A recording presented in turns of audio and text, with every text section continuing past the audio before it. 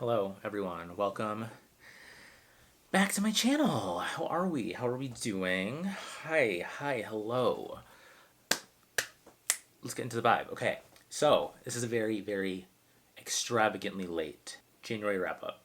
I read 9 books, I guess, in January, and I know February is coming to a close, and I could probably just wait and do like a combined thing, but like, no. Do you know what I mean? Like, I need to. I'm gonna keep them separate, alright? Even if it's only a few books. I blame. Hold on. 1 second. I blame this baby on why it feels like things are going slow. I have like 300 pages left of Middle March. This is taking me a while. It's a dense read. But aside from that, January was a pretty good month. It feels like forever and a day ago. So let's just get into it. The first book that I read, don't mind me, first book that I read in January was Fiona and Jane by Chen Ho. This is the first book I read, and I remember I had COVID while I was reading this. So, special place in my heart. Not because that was a good thing, because it kept me company. This is an excellent short story collection. Well, it's a novel told in short stories, essentially, about these two friends throughout their entire lives. And I found that I really love when books do this. I love following a set of characters that is told in different slices of life to tell a greater narrative without necessarily being a novel. These can all be read on their own, but they're more informed if you read them all together. They're two young Taiwanese American women. They are exploring, their friendship in Los Angeles growing up, and one of them is queer. We see them kind of move in and apart from each other throughout their lives when one of them goes to New York and they come back together, and kind of how different experiences throughout their life really inform their friendship and how they consider each other, and how despite all of their, romantic escapades, familial escapades, how those all kind of are anchored by a kind of like singular experience it is of having a friend compared to a romantic love, parental love, sibling love. And so the focus of each story kind of shifts between the two women and kind of looking at different times in their lives, different experiences and hardships that they go through, while also kind of keeping it rooted within them two together as a friendship, as one unit. And I just loved how it kind of looked at that, and it looked at queerness, and these are often they can be sad at times, but also very funny and like heartwarming stories as well. I just really had a good time with this, and it was a really impressive debut showing. I remember I was loving this so much that for every single story that I read in here, I made like a note or like a summary of all of them, and I usually never do that, but so I have a long ass note about Fiona and Jane in my phone, which is like a rare thing for me to do, but every single time I read one I was like, ooh, like I want to be able to go back and like remember the details of everything I just read because it was just so good, and kind of seeing the parallels together by the end of it, kind of seeing the through lines of themes and writing out those notes was really interesting. Anyways, I highly recommend it. First book was a 5-star read. Loved it. Next up, I read another really excellent book called Brown Girls by Daphne Palasi Andreades. I think I just butchered how to pronounce her name. I apologize. This is a really interesting, another debut book that's set in Queens, New York, but essentially we follow a collective, we is the voice of this novel, a group of brown girls from very young age, I believe, through death, essentially, and seeing them grow up in Queens and the kind of singular experience of being a brown girl in New York, seeing how, as a collective, they tell this story in terms of what, among all of their experiences, while everyone has their own singular lived experience, how being a brown girl, what the kind of through lines there of their experiences are, particularly in the setting of New York. And so I haven't really read too many novels that kind of tell it from this first person plural perspective of a collective we, but there is, a cast of characters that kind of represents this we. So we see them, but it's always told in this collective perspective, which I found really intriguing, and I just really loved it, and it was so unique from my own reading experience of reading a book like that. So, like for example, the vignettes talk about bras, musical chairs, brown boys. So yeah, it kind of tells all their experiences up to the present moment, and it's not really a spoiler to say that it also touches on COVID by the end of it.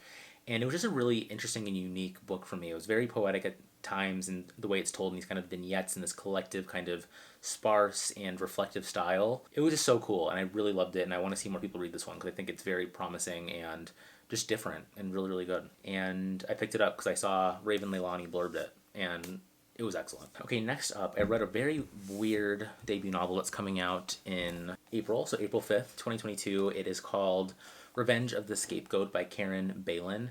This one is kind of like in the vein of like fever dream, depressed woman moving novels in terms of it being quite artsy and reflective and just strange. You don't really know what's truly going on. It kind of has some surrealist elements, but basically this book is looking at familial trauma and the ways that things can come up from your past that completely unravel you in the present, and how the main character in this book, she receives a package from her father, and it contains letters that the dad wrote to her as a teenager. I think it's 2 letters that really fucked her up, for lack of a better word, and you don't really know what the letters say until later in the book, but you learn that getting this from her father kind of reinforces this idea that she has about her past and the trauma that she feels from her parents and how that kind of plays into her present moment. And right now, in the present moment of the book, she is an adjunct professor at a city arts college, and she has chronic pain brought on by rheumatoid arthritis. And so this book is a look at chronic pain and the ways that this woman deals with it, and how she ends up naming her feet after 2... It's like a reference to something. I didn't really know what it was. Flaubert, I think is his name. I don't know. I forget who he is. But he has 2 characters called Bouvard and Pécuchet.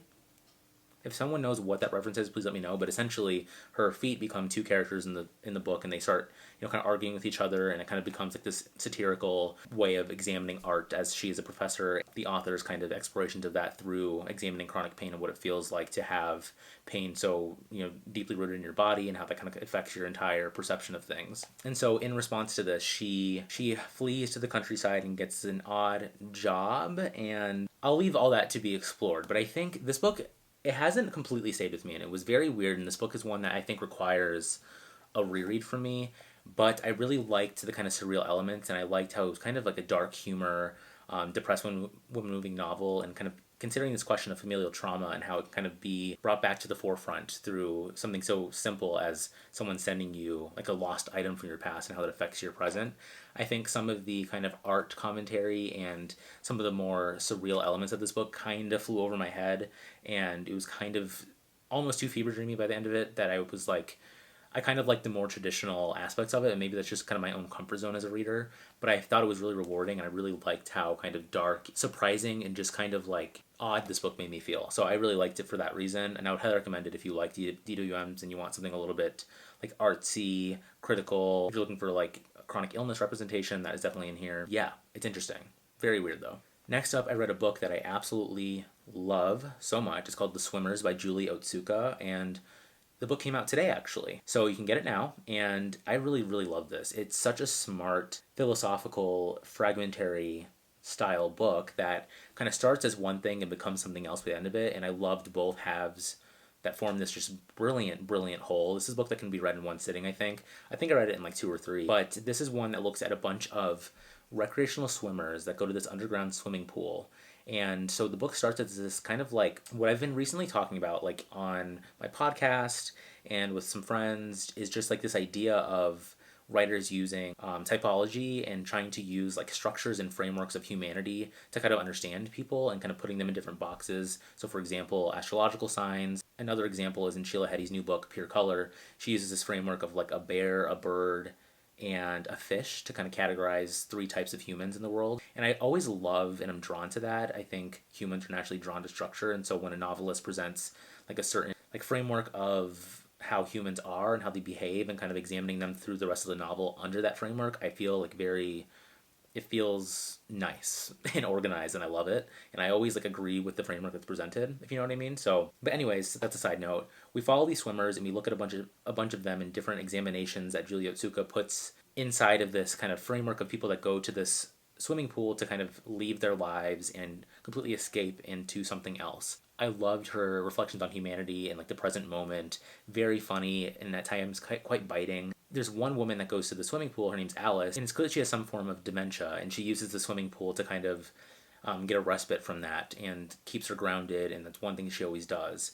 But what happens is at the bottom of the swimming pool there is a crack that forms, and all of the swimmers become very nervous about what the crack is. This idea of people's skepticism and gossip and rumors and conspiracy theories and how that kind of plays amongst this kind of like microcosm of the world and society and how we respond to different crises that come up in our lives that kind of uproot us. So this is essentially, I think, basically a COVID response novel in that sense, in a really interesting metaphorical framework. But so from there, once the crack is formed, you see how the swimmers respond to it, and people start going away from the pool.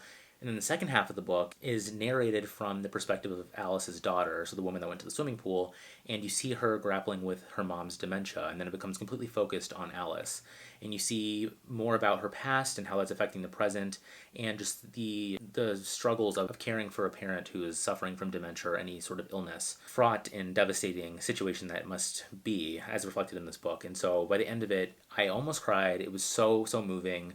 This book has so much in it. Like, there's like that very funny satirical framework and analysis at the beginning. Ultimately becomes this very like hyper-focused look at one woman who's suffering from dementia, and how those two macro and micro parts of the book really come together to form this really interesting look at humanity and loss and death and the brief time that we have here on Earth. It's a lot. It's so good. I think it's a masterpiece. I loved it. I can see this being truly like a modern classic, I think.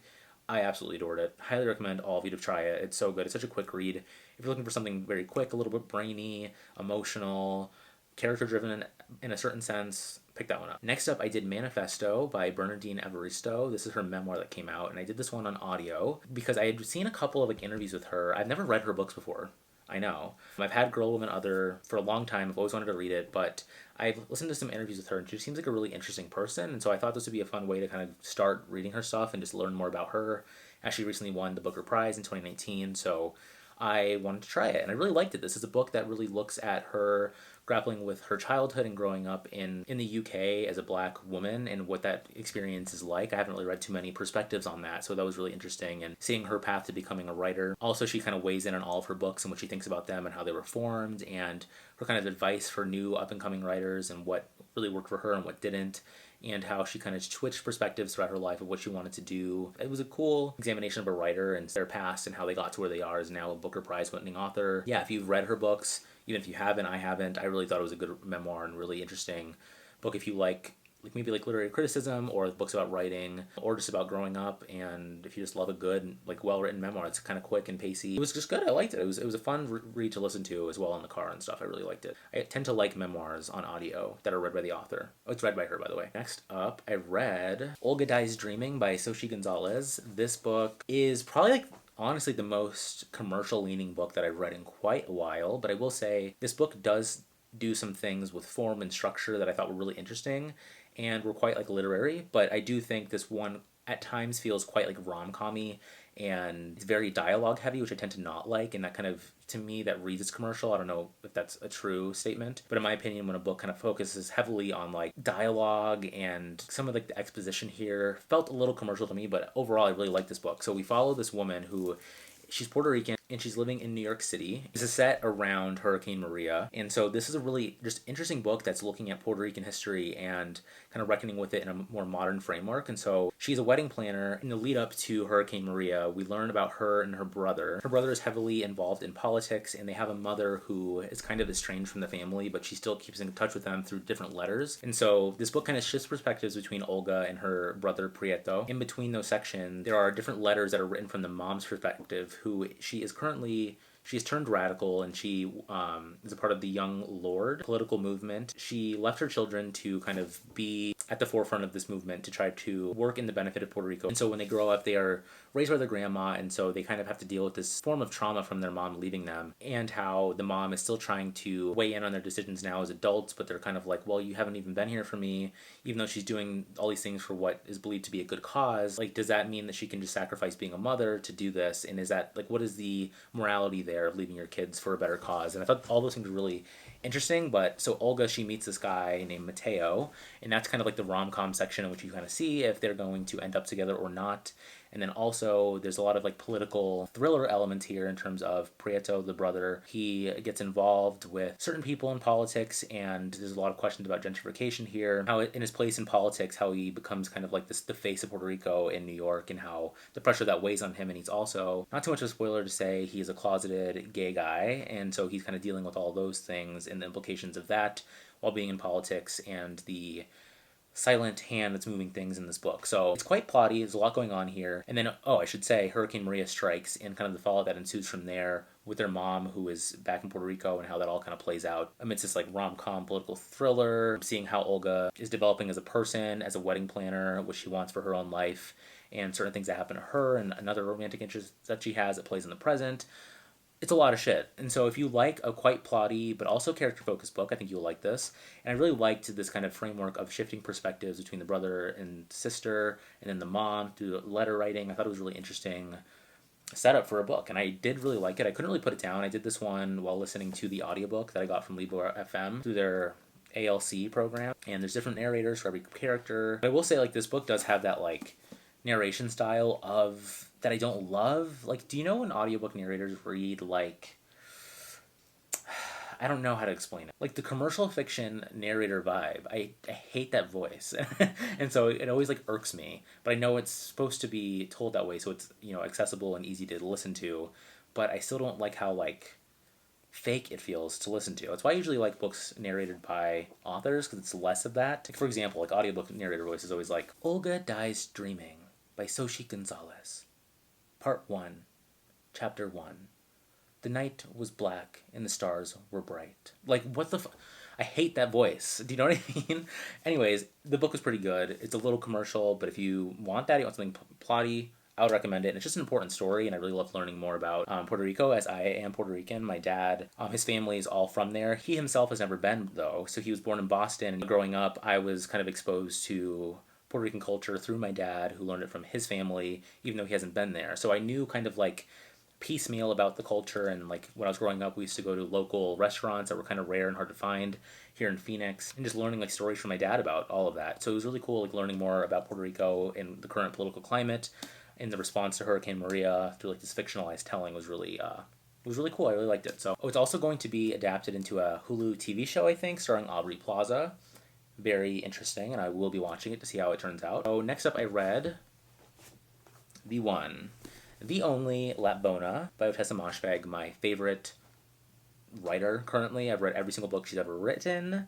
I will continue to do so. I plan to reread all of them in preparation for an upcoming video, ranking them, discussing them, indulging my love for Ottessa Moshfegh. I expect that coming soon, probably before June when this book comes out. But this one is excellent. I have a separate video review that's quite long, but that kind of goes into all of my thoughts, so I will link that and kind of keep my thoughts here brief. So go check that out if you're interested. We follow a young boy in this medieval fiefdom called Lapvona. This Lapvona town is currently suffering from plague and is under the rule of a lord named William. And so this book is essentially a COVID response novel from Moshfegh. She said that this was her kind of like coping mechanism to understand what was going on around her during COVID, and a lot of similar themes going on with the plague being in Lapvona and what that does to the people in it. Follow Marek. He is a young, I think he's 13 when the book opens, and he is disabled, and his father is quite abusive. He's a shepherd, and you see them kind of growing up together, and how his father, his name is Jude, lies to Marek about his mom,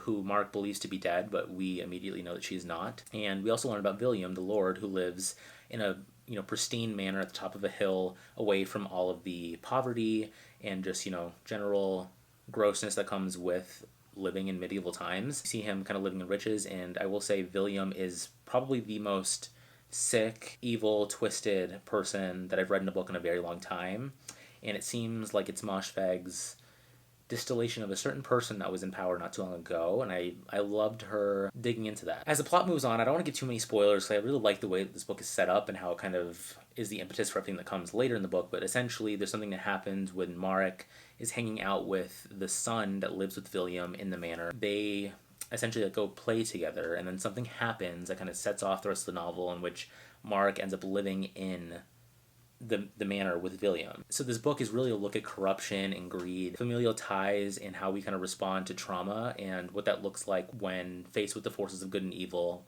whether a person is truly good, truly evil, and how a person can change given the forces on them. Lots of look at religion and faith. We see Marek as he's being abused throughout his life and treated so poorly. He often looks to God and thinks that all of the things that he's suffering through now are all a sacrifice to get into heaven and to do it for God, and he'll, seek rewards later. And the epigraph of this book is actually a Demi Lovato quote from their song Anyone. It's "I feel stupid when I pray." And I will say it's funny when you open the book because you're like, Demi Lovato, this is like a historical fiction weird book. But it's so at the core of this book is this question of how far belief can go and how far hoping for better can go when so many literal mechanisms now are playing to people's detriment and causing them to suffer, and what that looks like, and how people rely on God to often detrimental effect to respond to certain things, and what that looks like while it gives people hope while also being at times a negative force. It's interesting. This book has a lot of interesting questions, but I'll leave the link down below to all of my thoughts. Just know I loved it. Excellent. It's such a new, exciting venture for Moshfegh that I just love so much. Moshfegh Hive, I think you'll eat this up, and I think you'll like it, even though it's not anything like her other books, really. It still feels Moshfeghian. It still feels darkly comedic at times, while also, having all the depravity of a Moshfegh book. You're getting Moshfegh, but you're getting it from a new perspective, and it's so exciting. So, loved it. Okay, so next up I read High Risk Homosexual, another memoir, written by Edgar Gomez. So this one I also did on audio along with the e-galley that I had of it. As I said, I like memoirs that are read by the author, and this one is. This one is a look at Edgar Gomez growing up as a gay Latinx person, reckoning with longing and not really feeling like he had a place in the world, and just dealing with, being a young gay, and I can totally relate to that completely. Navigating machismo, being gay, and trying to think about how he's going to find love and what he wants to do with his life, and really just thinking about all these questions. And there's one essay when he's younger, and he talks about how he sought solace in Jennifer Lopez movies, and watching her and hoping for a better life that she seemed to have in all of the rom-coms that she's in. And I just really loved that perspective. I thought it was really funny. And how he also seeks solace in Drag Race. It's something that I now still do in terms of, trying to turn my brain off. So you learn about how he loves drag. He seeks home and going out, going to gay clubs and queer people in his life. How they kind of framed the person that he became today, and how he struggled to become a writer and all of that. So I think if you love queer memoirs, this is one you should definitely read. It's really well written. There's so many excellent passages in here about just queer longing and trying to seek belonging in the world as a young queer Latinx person. And I vibed heavily as that. Similar vibes growing up, similar feelings that were interesting to read on the page now that I am in my mid-20s. But I really liked it. Really well done. And the last book that I read this month is a short story collection called Shit Cassandra Saw by Gwen E. Kirby. And this is so good. All my short fiction lovers out there, you should definitely read this book. It's incredible. There's a lot of flash fiction in here, some longer pieces. They are quite different in terms of plot and storyline, but they're all kind of this examination of feminism, and told not always from the perspective of women, but really looking at what it means to be a woman in the world, and looking at these kind of feminist angles of things, and seeing women operating under patriarchy and the kind of weird and funny and dark response that she has in all these books, looking at various times in history or the present moment, using different forms such as a Yelp review in one, a WikiHow article, and then also, like I said, looking at women back in the olden days of what era were they from? I don't know. Looking at women in quite historical settings. I don't know my history that well. It's always hard for me to kind of distill the essence of a short story collection like this when it's, quite a variety of stories told in one package, but I will read a little bit of the blurb. Need some help here. It says, in this ebullient collection, virgins escape from being sacrificed, witches refuse to be burned, whores aren't ashamed, and every woman gets a chance to be a radioactive cockroach warrior who snaps back at catcallers.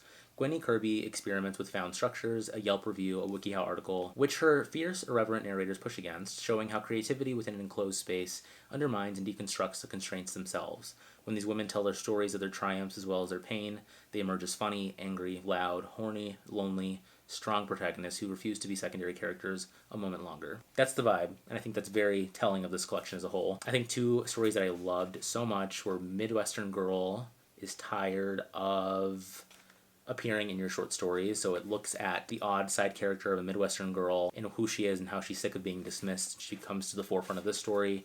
And I also like the one about catcalling called A Few Normal Things That Happen a Lot. So smart. And looks at women kind of responding violently to catcallers. Love those two stories. So good, so fun. Highly recommend it. That about does it for January. That is all that I read. It was a pretty good reading month. I really had some heavy hitters in there, nothing that I didn't like, so that's always good. Yeah, I can honestly say I recommend everything that I talked about today. Solid reading month, for sure. Let me know what the best book you read in January was. Let me know if you're interested in these books. If you have a recommendation for me, I'm always all ears. And until next time, I'll catch you in the next one. Bye.